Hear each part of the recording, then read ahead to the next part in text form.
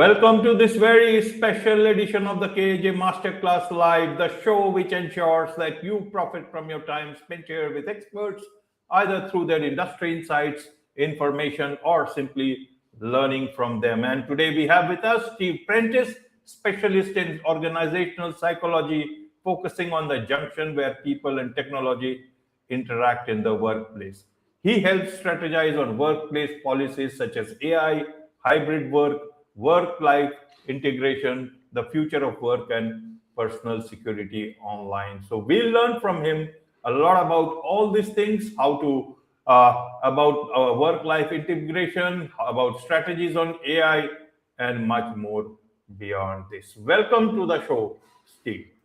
Well, thank you very much. It's a pleasure to be here. You're welcome. Welcome to the show, Steve. Welcome to India in this online form. And I'm sure not just in India, but a lot of people across the globe will benefit from what we are going to talk right now. We'll talk about AI, we'll talk about hybrid work, we'll talk about the future of work, and much more. But before that, let's talk a bit about you, your journey, your background, so that the audience knows who they are listening to. I have been working in this area for about 30 years. When I started out as a student, I was working just doing database design and things as a job to stay alive. And at that time, I learned that people have real challenges, sometimes just getting used to new technologies and change. And that was the light bulb moment for me, was realizing that the technology is wonderful and I love it, but people have challenges sometimes finding out how it's going to work for them, or worse, of course, fearing that it might take their job away. So honestly, I have been spending the last 30 years helping organizations and their employees, most importantly, understand how the technology will help their jobs rather than threaten their jobs. That's it in a nutshell. Absolutely, absolutely. Steve, let me understand it this way. Are you an optimistic person or a not so optimistic person? Or are you an optimistic person but not optimistic about the way AI is going? And are you an optimist, not a non-optimistic person, but you are optimistic about the way AI is going? Help us understand. Let's start with that. I am both optimistic and pragmatistic, meaning that I see a great future for everybody, but you have to learn how to use it. It's a great opportunity. It's a revolution. The whole notion of having AI in the workplace, for example, what everybody's talking about now, this is a revolution in the way we do things. To some degree, it's being oversold, but only because it's changing everything. But my short answer is I am very optimistic for people and their opportunities for their future, because this can provide so much new pathways, new challenges, new jobs. And yes, I think it's a great thing. Absolutely. So let's understand a bit, let's peep into the future a bit and understand it. How are things changing right now, which will give a peep into the future?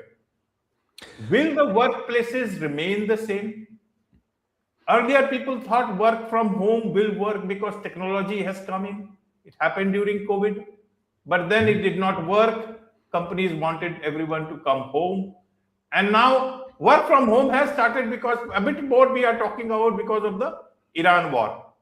But and because governments and companies, and so everybody is talking about that. But going into the future, what does the future of work look like? Do you think there is any work which is going to be left for a huge number of people? Because AI is going to be, so there will be, just like haves and have-nots. So there will be, even in the job sphere, people will have, some will have jobs, a lot of them will not have jobs. Help us understand from that perspective, how do I ensure today that I have a career in the future? You ensure today by making sure that your career and your job is the job of the future. The problem is a lot of people are looking at this technology and saying, well, it can do the things that I have been doing up until now. And that might be possible in certain circumstances. AI is not a tool that you can leave to its own devices. It can't just work by itself. It needs to have human guidance. But the key point is that all humans tend to look back into the past. I mean, what else can we do? But look back at the job that I've had for the last few years. How will AI change this? My point is that your job, the jobs that we all have, are changing. And because they're changing, we as individual people can ride along with that. We can make the change happen. And this is not just an empty promise. This is how it has been for every new development. Think about when the automobile, the car was invented, how that changed the way everyone who used to ride with horses and that was the sole and primary mode of transportation. As it became available, so it changed everything that we did. Same thing with computers. Every single new innovation that has come into our lives or into our parents' and grandparents' lives throughout the centuries or decades changes things. And we are very good at adapting to that change. So the key point here is that, yes, there are certain things that your job used to do or you used to do in your job, which AI can do parts of. But going forward, let's look at the work of tomorrow. And the smart companies are the ones that are starting to do this now and preparing their employees for the new work with AI as a partner by its side. Not an equal partner, but simply a tool like a photocopy machine or a kettle that makes tea or coffee. It's a tool that we can use to do things better, but we still need humans to do it. And that's where we're going with this, is new jobs, new tasks. And I challenge every individual person to think about that, because you can be responsible for your future.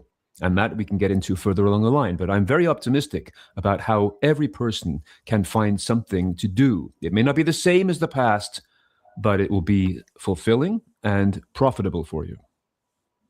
Absolutely, Steve. We'll come to this. Let me understand it first. When we talk of AI, nowadays we generally talk of generative AI. And quite a number of people are also talking of fatigue due to this. Oh, How much can you use generative AI to generate what you need and what you don't need? And they are also talking of uh, it being a bubble. yeah. Do you think it is a bubble? Will it burst? What is the other sort of AI that we are talking about? Is it AGI? Correct me anywhere if I'm not an expert. I'm just a reader who tries to understand these things and want to, I talk to experts like you. What is it? Which sort of an AI will that be that will actually be making this change? Does generative AI has the potential to change the work, the future of work as we see it, or are concerned about? Yeah, I think to say, is it a bubble and will it burst? I was just thinking about that. I don't think it's going to burst in the sense of completely disappearing, like the dot-com boom and bust of previous years. It is more of a cycle. Okay, we have raised up this level of like absolute amazement of everything it seems to be able to do. And what I'm experiencing with my clients and the people that I work with is now they're getting used to the things it can do and the things that it cannot do very well. So it's not so much as bursting as perhaps just deflating. Okay, just coming down a little bit, so that we can recognize, okay, it can do some very good things. And we can start to rely on those very good things to spend our time doing things of greater value. But it's not going to be something that if you are an accountant or an architect or whatever professional person you are, even if you work, let's say, as a chef or a cook, whatever you do with your hands or with your mind together, that cannot be replaced. It can be enhanced. And there are certain things in certain jobs that this technology can do well. And that's what I think we're discovering now. It's very good at obviously searching lots of data, consolidating information with what seems to be quite an intelligent approach. But as I tell anybody who wants to know, there is no intelligence behind this. It is simply lines of code that do things in a certain order. And as many of us have now discovered, it also gets things wrong quite a lot. So just like you can use the car as another analogy, you still have to have a human being driving the car. It does great things and can move faster than we can run, but you still need a human being to drive the car. And yes, I'm aware that there are self-driving cars out there, but they still have a lot of problems. So the bubble is deflating to a size where we're starting to see what it can do for us. And I tell people, look around your workplace and say, what things could we improve? And could AI help a little bit here and there? But it is not a wholesale replacement for the people in your working environment, just simply a sophisticated tool. Absolutely. So, why should people be afraid of something which is just a tool? In the human evolution of things, lots of tools came and went in different forms, different shapes, different sizes, but humanity still exists in whatever less degree or more degree in different ways in different parts of the Yeah. world. Help Yeah. us understand from that perspective.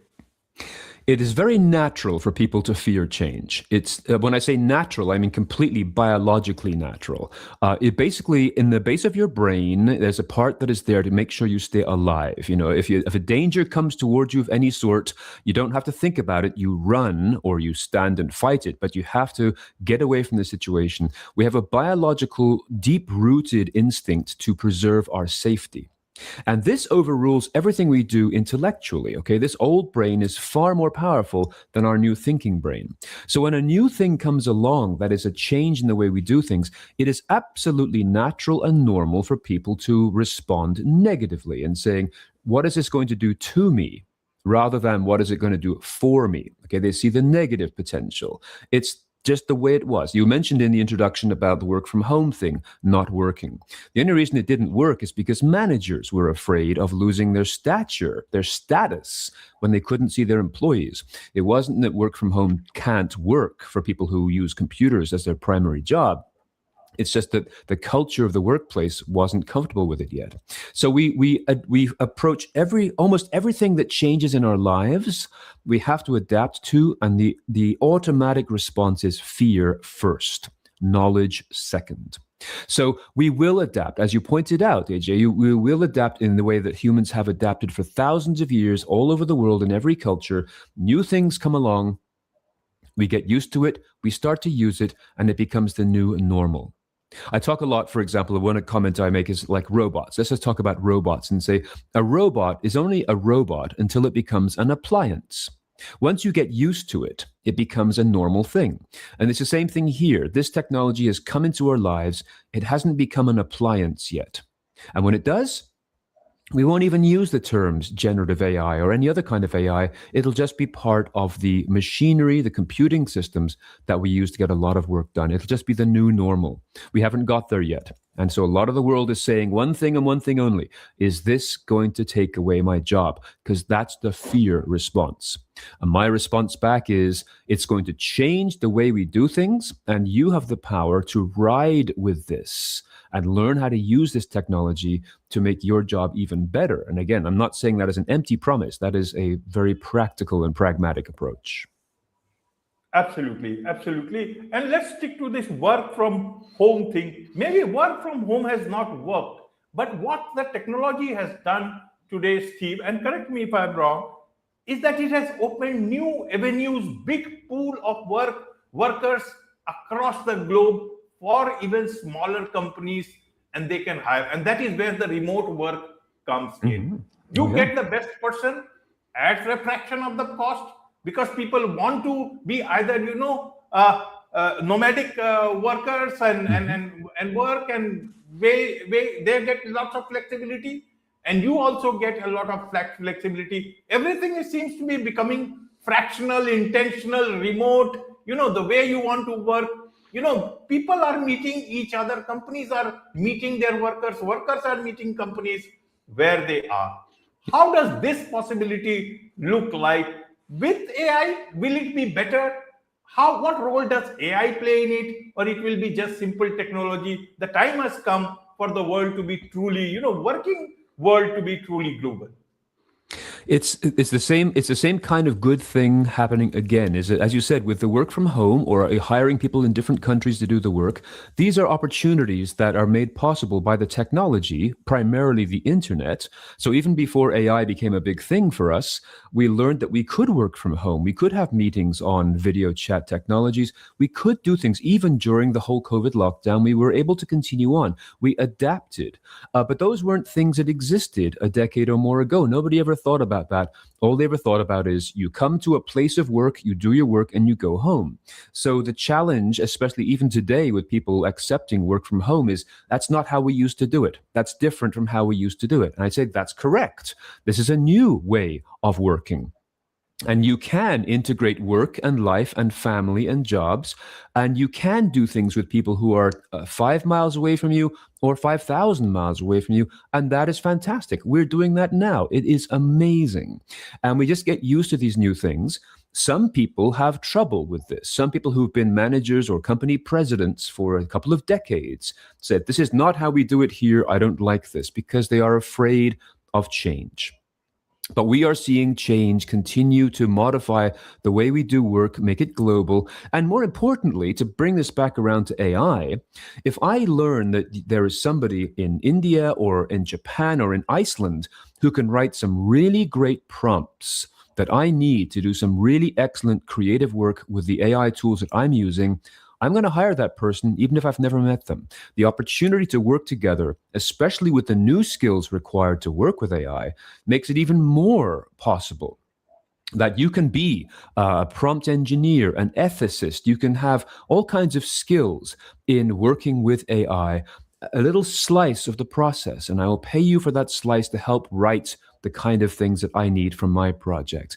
I think this is fantastic. This is the globalization of work made possible primarily by the internet and now amplified by the fact that AI tools can allow me as a business owner to offer better solutions, better products.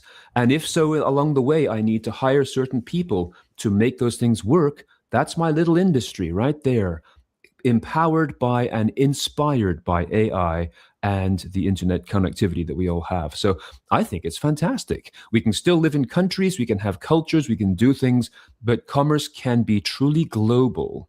And that opens up opportunities for everyone. So I think it's a really great development over the last 30 years. And these last few years of AI are just pushing it even higher from a positive standpoint. Absolutely, Steve. So in future, say 5 years from now, do you think, in with a remote working global workforce, even for small companies, do you think who will still be the boss? Will it be humans reporting to a computer in the whole system, or computers will be reporting to humans in the, my next colleague is sitting next to me could be another, bots. And then there will be human and another 3 bots all working together, perhaps knowing or even not knowing. Right now, we also don't know what is human, what is AI. That's true. There's a lot of times when we can't tell what is human and what is AI. But I think, honestly, the people can try to set up companies that are, let's say, run by bots or run by AI. But remember that AI has no wisdom. It has no insight. All it's going to do is follow the rules, follow lines of code, essentially. And to successfully run a business of any type, you have to understand what your customers need. You have to understand what the trends are, what things are going right now. If you can find that AI can help you create a product or a service more efficiently, that's great. But could AI run a company? No. It's going to fall into some particular kind of trap based simply on the fact it has no intuition. All it can do is follow rules. It can do research. It can learn business history and see some of the great successes and failures in economic history anywhere in the world. That doesn't allow it the capacity to make the decisions required. So you might find that, as opposed to sitting next to a bot, you might find that if you and I work side by side, and I write some really great material, and you say, hey, that's really good, Steve. And I say, great. I mean, AI helped me write it. Does that mean that I'm AI? No, it means that I'm using a tool the same way I'd use a grammar checker or a spell check to help make this product better. But we're seeing situations, people believe that AI has some kind of hidden wisdom and knowledge. But that's not the case. All it can do is follow the rules. And that's why it makes mistakes so often. That's why you see pictures of people with 8 fingers or just things that are completely not true. We as humans need to know how to give it the commands required and proof it at the end to make sure it's accurate and correct. So it's like a computer sandwich, person, computer, person. That's the structure we're going to have. Now, many companies have failed with human beings at the helm. There's no guarantee any company will succeed in a competing marketplace. But the fact is, the AI will assist companies in strategizing, doing large-scale analysis of competition or even the sentiment, the feelings of customers. It's going to be amazing to consolidate and analyze large amounts of data to help us humans do our jobs better. But I could not see a company being run exclusively by it because it just does not have the human side that is still required to run a company. Absolutely. Let's look at it from this point. In the future, coming future, do you think the overall job pool across the planet due to AI will it expand or will it contract? Oh, the job pool will expand. Absolutely. This is one of the great things about it is that countries or areas of the world that did not have the capital to, let's say, build the infrastructure that the Western countries and European countries had, in terms of hydroelectric power and all the major parts of the, let's say, earlier 20th century, and have suffered economically because of that, are now able to leapfrog this and go straight into the wireless internet generation. So you can have experts living anywhere in the world, which I think is going to level things out a little bit. It might be why some countries or some organizations aren't too in favor of this because they're losing a monopoly. But I think it allows people everywhere in the world to become part of a much larger supply chain, much larger talent marketplace, because we can communicate lists. There are no barriers for travel or even economic barriers. So I think it's a great liberator for people anywhere in the world. And that includes, there's lots of places in prosperous countries like America or Canada, where I live, where there's lots of people who don't have enough food, they don't have housing. So it's an opportunity for everybody to raise themselves, because all you need is access to a computer rather than a car or a factory. So short answer is, I think it will expand opportunities for people everywhere. Absolutely. So why this concern still? Is it because some people are concerned and a lot of people would still be, much more fortunate in terms of getting a much more wider scope of work for themselves in any part of the world, except that, people are not able to see it from that particular angle, and you are and are a bit more concerned about their career future? Mm-hmm. Oh yeah, I mean, it's very natural for people to want to protect what they have already. That's part of the history of business for centuries. If you create a product, you don't want to have a competitor come along and sell one for cheaper. You want to create a monopoly so that you can own that market. That's again part of human nature. We have, as much as we have the fear of change, humans generally have a drive to also survive and to thrive, to do as best as possible. So yes, indeed, that's going to continue to be that way. And it's quite fascinating, even watching that in the AI market, when you compare the leading figures like ChatGPT and Copilot and Claude and Perplexity and all the other ones, how they are racing to become the better tool for different marketplaces. This is the free market happening right here. So humans will always be this way, and those who have established power bases economically are going to want to protect them, certainly. But if I've seen anything in the last 30 years, it's that smaller operations can come up out of nowhere and become the next new giant. You want to talk about Facebook and Meta, you want to talk about SpaceX, you want to talk any of these companies.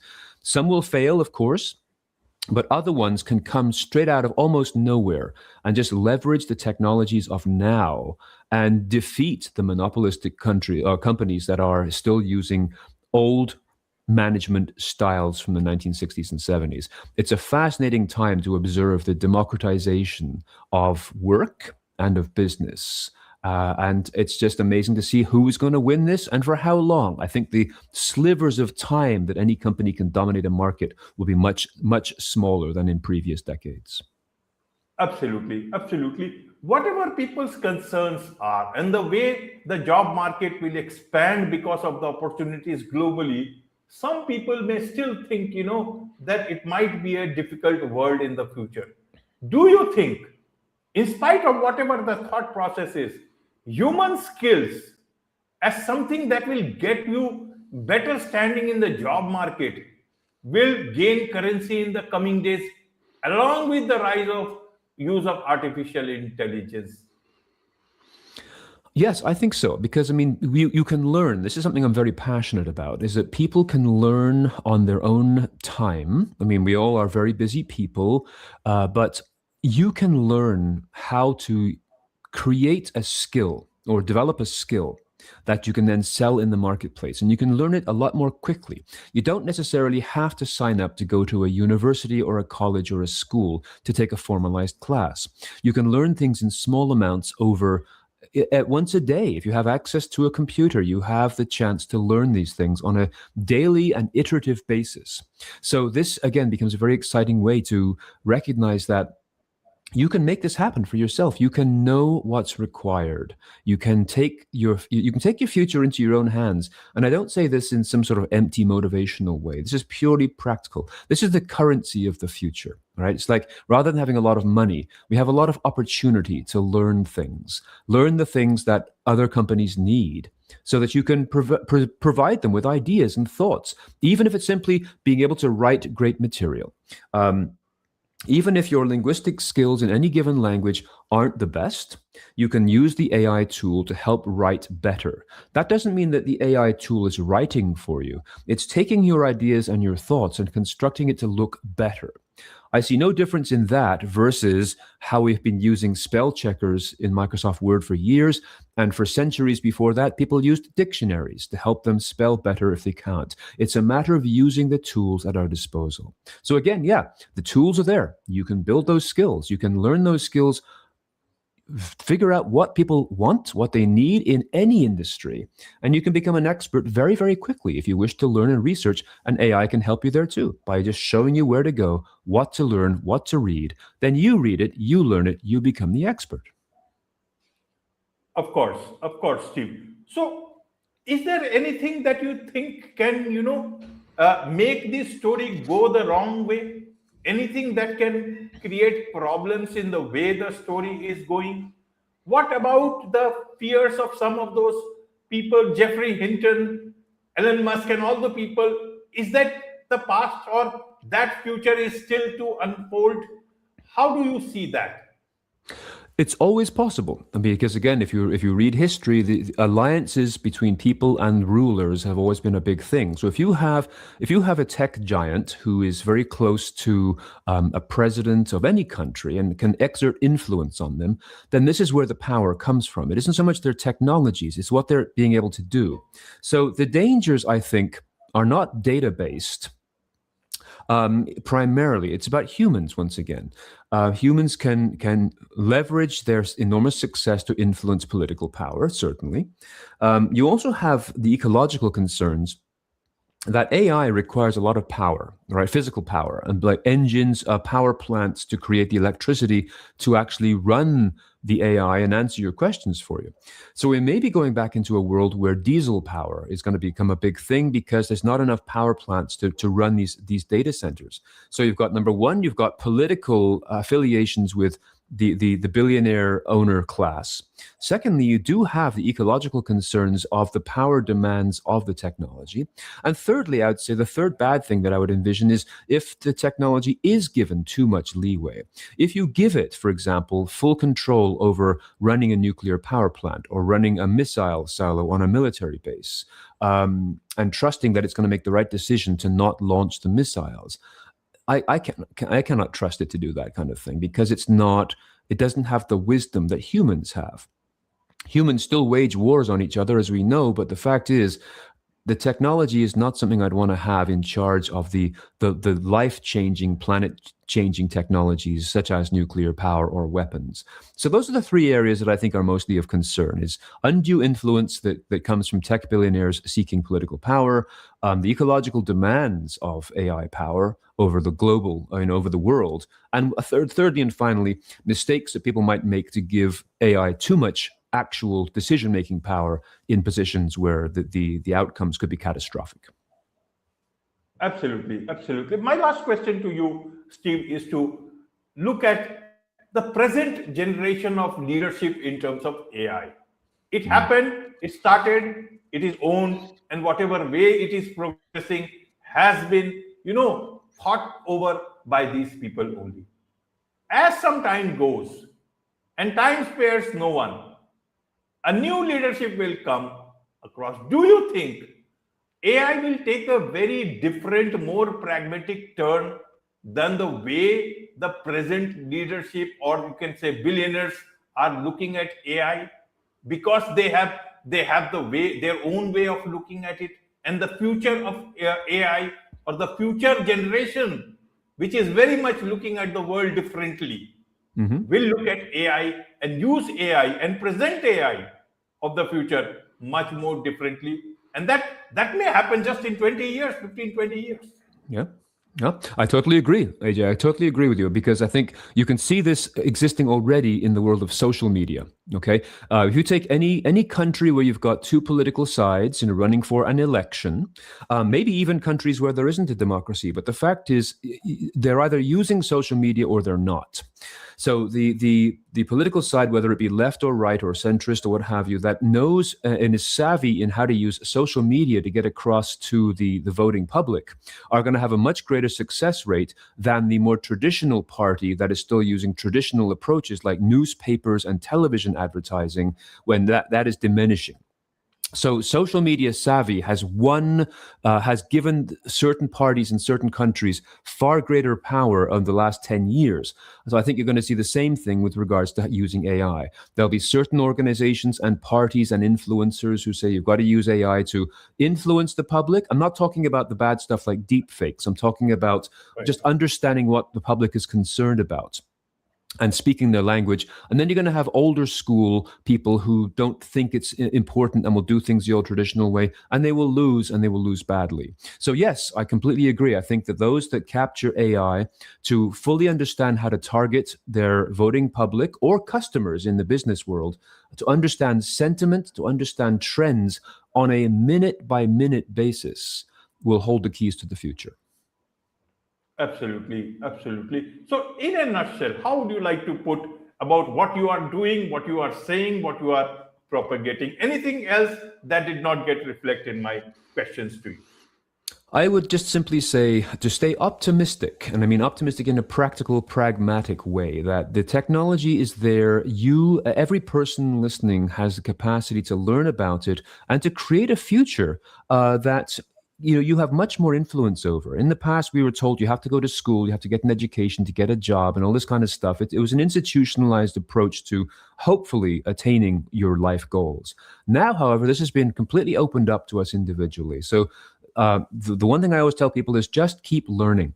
Just keep learning. Listen to podcasts like this, read information online, learn about what's going on in the world, because you have almost like complete connection to the next thing you want to do, more so than ever before. And that, I think, is a great way to live. We've got great power as individuals, which is something that most politicians don't like to know about.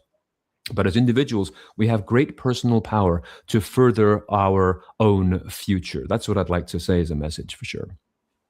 Wonderful. There is so much to learn about all this from you, Steve. And I'm sure a lot of people all across the world would want to connect with you, learn more from you, about you, and learn to make their lives and careers better. What's the best way for them to do so? I think the website Cool Time Life, those three words, cooltimelife.com. That's my podcast, and that's where you can hear more of what I talk about. And of course, if you're interested, you can reach me through that. But just those three words, cooltimelife.com. Wonderful. With this, it's a wrap on this very special edition of the KAJ Masterclass Live. Thank you so much indeed for joining us. Ajay, it's been a pleasure.